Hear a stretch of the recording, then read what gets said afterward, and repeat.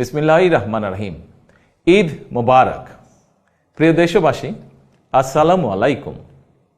ত্যাগ, তাকওয়া আর সংযমের শিক্ষা দিয়ে বিদায় নিয়েছে পবিত্র মাহে রমাদান।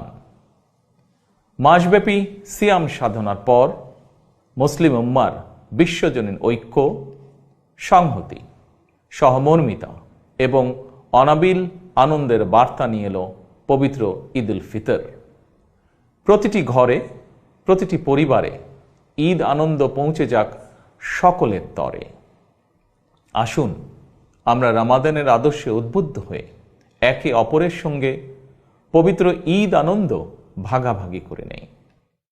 ঈদ উল ফিতর উপলক্ষে আমি প্রিয় দেশবাসীকে জানাই পবিত্র ঈদ উল ফিতরের শুভেচ্ছা।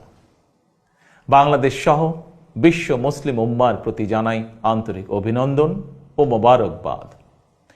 ঈদ মোবারক। আল্লাহ হাফেজ।